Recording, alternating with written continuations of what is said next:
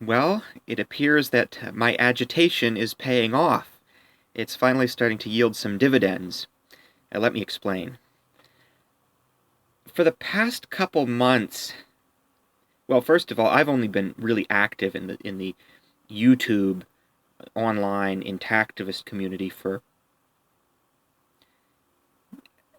probably less than a year, maybe 9 months. But in the past couple months, I had a new idea. And this idea was to go around to channels, especially political talk channels. And the reason being is that they often have a fairly loyal audience that actually comes to listen to them and actually pay attention. And what I would do is, in the comments, I would address the YouTube channel personality and say, could could you address the topic of infant circumcision and talk about it? Or sometimes the question would be a bit,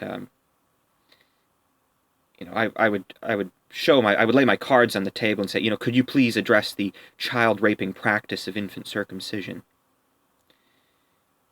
And I would do this across different places, different YouTube channels. And one of the places I went was a channel called Alt-Right.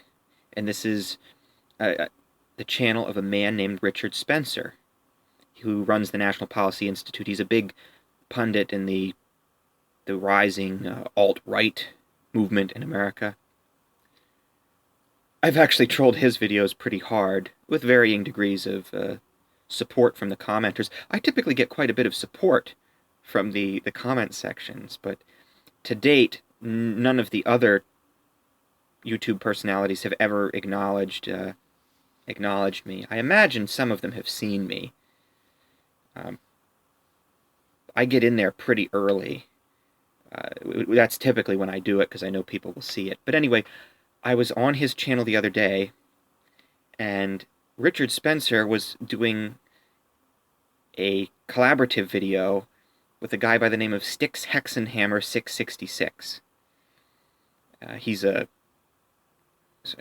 guess an occultist, another sort of right-wing pundit. And they were talking, and I believe the title of the video was Non-Erotic Sex Scandals. And anyway, I did the obligatory, Mr. Spencer, could you address the topic of infant circumcision? And lo and behold, I got a response.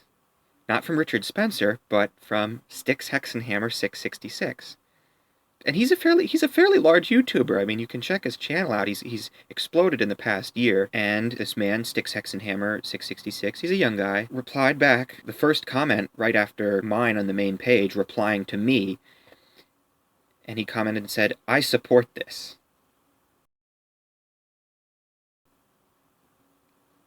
So, a major YouTuber. YouTube channels occasionally do discuss this, often in a very joking and not a very serious manner. Wrote and said he agreed with this, and I said, thank you for responding, thank you for acknowledging me. Perhaps you could relay this up the chain. Perhaps you could talk to your audience about this. Perhaps you could tell Richard Spencer to make a video of his own and critique circumcision from an alt-right perspective.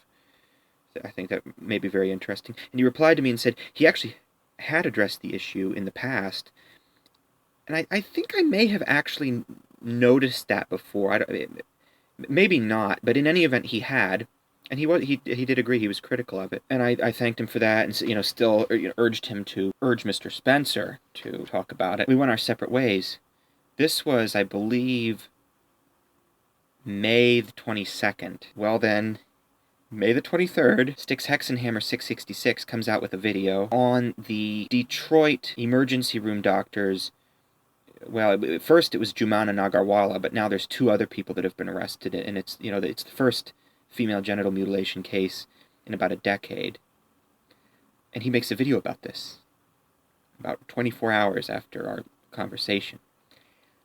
And the interesting thing is, he spends about half the video expressing the fact that female genital mutilation and male circumcision are equivalent issues. I mean, based on the precedent of male circumcision, which is the removal of part of the foreskin, being legal, being medically recognized, being legal, and a religious liberty. People go after that and everyone cries foul. Oh, it's anti-Semitism, which is a bunch of bullcrap, and it should be banned too.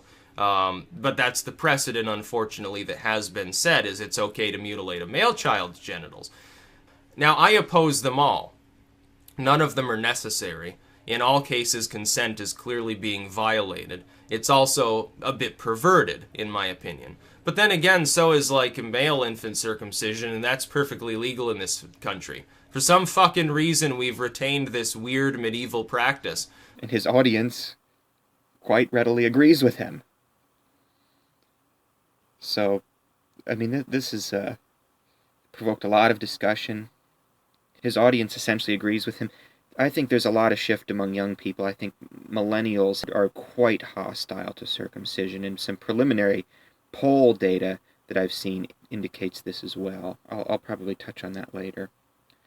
But I just wanted to relay that information to you. You can go check out the video that Styxhexenhammer666 posted. I'll try to put these things in the description down below. Point down, you know. So, I'll keep this agitation up, and we'll see where this goes. We'll see if we can't blow up YouTube with circumcision. So we'll see where it goes. Talk to you later.